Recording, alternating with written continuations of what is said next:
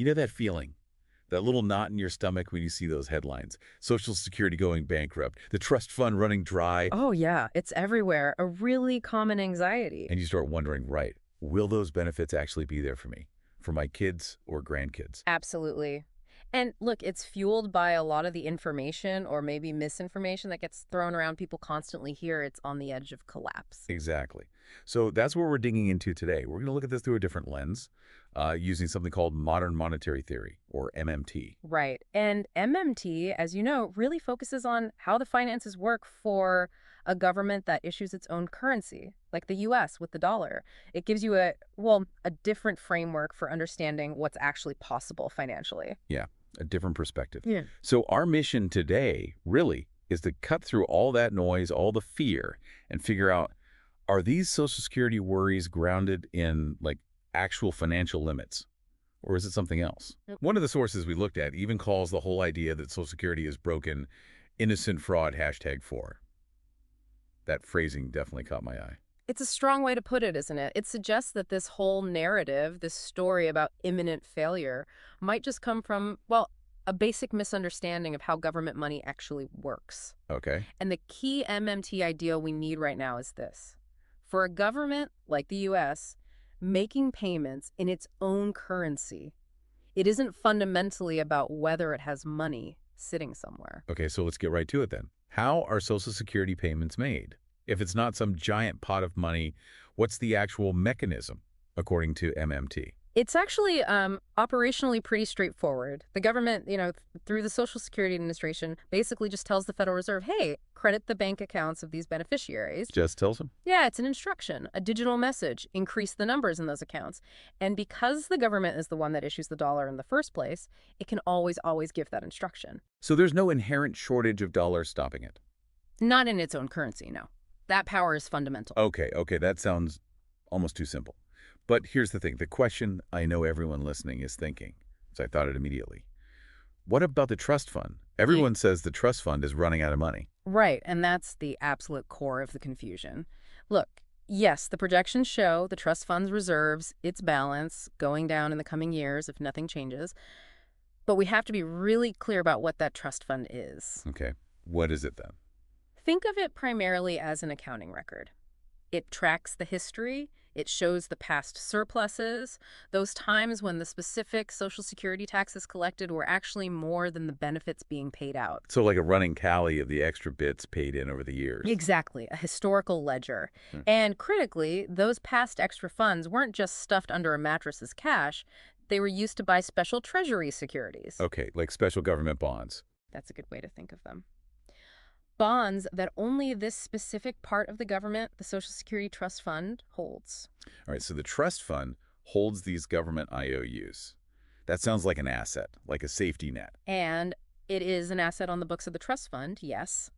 But remember, the trust fund is one part of the government. And those securities, they're a liability, an IOU of the Treasury Department, which is another part of the same government. I see where you're going. So if you step back and look at the consolidated balance sheet for the entire U.S. government, these things basically cancel each other out. It's kind of like your left pocket owing your right pocket money. Okay, that's a really helpful analogy, the left pocket, right pocket thing. Yeah. So what happens then when the payouts start getting bigger than the dedicated taxes coming in? That's the scary part we always hear about, the trust fund getting depleted. Well, when that happens, the trust fund starts to, quote unquote, redeem those special treasury securities it holds. Okay, redeem. What does that mean in practice? Operationally, it means the Treasury makes payments interest and principal to the trust fund's account. Again, these are just electronic bookkeeping entries, credits moving between government accounts. Right. This bumps up the balance that Social Security can then draw on to tell the Fed, okay, credit the beneficiary's bank accounts. But wait, where does the Treasury get that money to pay the trust fund? Do they have to, like, raise taxes right then or borrow more by selling bonds to the public? That's the crucial point. The Treasury might indeed sell more bonds to the public around that time, but it's not necessarily because of that specific Social Security redemption. Oh, why else then? They might sell bonds to manage the overall level of reserves in the banking system, especially if the government's total budget, all its spending minus all its taxes, is in deficit. It's about broader monetary policy and deficit financing. I see. So it's not a direct one-to-one link. Social Security needs cash, sell a bond. Exactly. The really critical takeaway here is that the balance in the trust fund, whether it's going up or down, does not dictate the fundamental ability of the U.S. government to make Social Security payments. That ability comes from being the issuer of the currency. The trust fund is an important accounting framework. It tracks things legally, but it's not a finite piggy bank controlling the government's payment power. Wow. Okay. That really does shift the perspective quite a bit. So if the financial sky isn't falling in the way we're usually told, what about all these proposals we hear to fix Social Security? Things like privatization, letting people put some of their Social Security taxes into private stock market accounts. The argument is usually higher returns, right, to save the system. That's precisely the argument, yes. Higher individual returns maybe shore up the system's finances that way.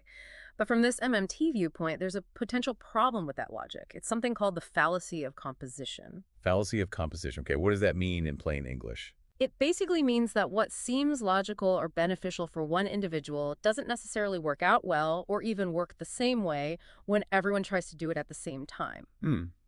Okay, give me an example with this privatization idea. Sure. Let's say you take your diverted Social Security taxes and you buy some shares of, I don't know, Apple stock.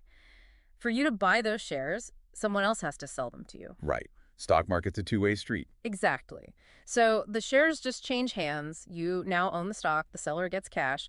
The total amount of Apple stock out there hasn't changed. Now, think about the government's side. Okay. The government just received less money in Social Security taxes because you diverted yours. So its overall budget deficit might increase, all else being equal. Right, less revenue coming in. So what might the Treasury do? It might need to sell more government bonds to the public to offset that lower tax revenue or manage reserves. And who might buy those bonds? Oh, maybe the person who just sold me their Apple stock and now has extra cash. It's certainly possible. So what's really happened overall? Mostly a shuffling of assets around the system. Some private stocks moved, some government bonds moved. It hasn't necessarily created new overall wealth or resources for the system to draw on later. So it's like musical chairs with assets, stocks, and government IOUs rather than actually baking a bigger cake. That's a decent analogy, yeah. And more than that, privatization fundamentally shifts the risk. Instead of a benefit backed by the government's ability to pay. Which you're saying is financially unlimited in its own currency. Right. Instead of that, individuals are now relying on the performance of the stock market, which, as we all know, can be very volatile. Yeah, definitely. What happens if the market crashes right when someone needs to retire? Their private account could be devastated. Exactly. That's a huge risk transfer from the collective system onto the individual. That's a really critical point, shifting the security aspect away. Okay, so if the problem isn't fundamentally financial insolvency, if the government can always make the payments, what is the real long-term challenge for Social Security then, from this MMT perspective? The real challenge, it lies in the real economy. It's about real resources, real goods and services, and our capacity to produce them. It boils down to whether the economy in the future will be productive enough to actually provide the stuff that retirees will want to buy with their benefit checks. So not about the dollars, but about the things the dollars can buy. Precisely. And this brings us back to something called the dependency ratio. Right, I've heard that term. That's the number of non-workers, kids, retirees, etc., compared to the number of active workers, right? Exactly. And think about an extreme sort of thought experiment scenario. Imagine a future where somehow there's only one person working and 300 million people retired. Okay, that's bleak, but illustrates the point. The fundamental problem there isn't whether the government can type numbers into the retirees' bank accounts. It can. The real problem is, can that single worker possibly produce enough food, healthcare, housing, energy, clothes, everything for 300 million other people? Obviously not. No way. Of course not. So just giving the retirees more digital dollars doesn't solve that core issue. If there isn't enough actual stuff being produced, all those extra dollars chasing the limited goods and services just leads to inflation. Prices go way up, and the money doesn't buy as much. Everyone's worse off in real terms. Exactly. So the real focus, the real way to ensure Social Security's long-term health needs to be on boosting the future productive capacity of our economy. Okay, so what does that mean practically? It means investing strategically now in the things that make us more productive later. Things like education and skills training for a better workforce, investing in technology, research, and development to find efficiencies, building and maintaining robust infrastructure, energy grids, transportation, communication, Hmm. and, of course, ensuring a healthy population capable of working. So, wait. When you hear politicians arguing we need to cut spending today on things like education or infrastructure, maybe even cut research funding to somehow save money for future Social Security payments. From this MMT perspective, that's completely backwards. It's self-defeating. How so? It's like one of our sources called it eating your seed corn. You're damaging your future ability to grow the crops, the real goods and services, by consuming the resources you need to plant them. Underinvesting today undermines our ability to actually produce the wealth needed to support everyone tomorrow. That makes perfect sense. So this reframes Social Security entirely. It's not just a numbers problem on a government spreadsheet. It's more about our societal choices. That's exactly right. At its heart, Social Security is a societal decision. It reflects how we as a community choose to support our older citizens, people with disabilities, survivors, And a government that issues its own currency like the U.S. can financially afford to meet the benefit promises it makes, the ones set in law. It can always create the necessary dollars. Yes. The real constraint isn't the government's ability to find the money. The real constraint is the economy's capacity to produce the actual goods and services that people will use those dollars to buy without causing disruptive inflation. So it comes down to resource allocation, societal priorities, not just balancing the Treasury's books. Precisely. It's about ensuring we build and maintain the real economic capacity, the real productive power to meet the commitments we've made to each other for the future. Okay, wow. Lots to think about there. Let's try and summarize the key things for you, the listener, to take away from this deep dive. Okay, well, first, maybe the biggest one.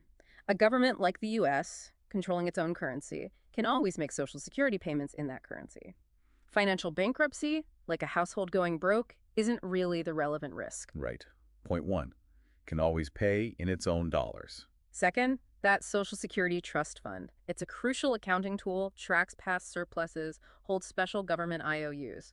But its balance doesn't determine the government's fundamental ability to pay benefits. It's not a limited pot of cash in that sense. Okay, trust fund accounting, not a piggy bank limiting payments. Got it. Third, those privatization ideas. They mainly seem to shuffle who owns what assets, stocks versus government bonds, and who bears the market risk. They don't automatically create more real wealth or productive capacity for the economy as a whole. Privatization, asset shuffle, and risk shift. Not necessarily more real stuff. Makes sense. And finally, the real long-term challenge. It's about that dependency ratio, and, more importantly, ensuring our future economy is productive enough. Can we generate enough real goods and services for everyone, workers and retirees alike? That depends on investments we make now. The real challenge. Future productivity to make enough real goods and services for everyone. Okay, so the next time you hear those scary headlines about Social Security collapsing financially, maybe pause for a second. Yeah. Think about what we've talked about. Instead of just worrying if the government will run out of money, maybe ask, are we as a society making the investments today in education, in technology, in infrastructure, in health that will actually build the productive capacity we need to support everyone well in the future, regardless of how the accounting works? That really is the crucial shift, isn't it? Focusing on the real economy, the real resources, and the real standard of living we can collectively achieve. How we allocate resources now profoundly shapes that future reality. So to wrap up our deep dive today, from this MMT lens, those purely financial anxieties about Social Security, they seem largely misplaced compared to the much more real, tangible challenges of building future productivity and deciding how we want to allocate our nation's real resources.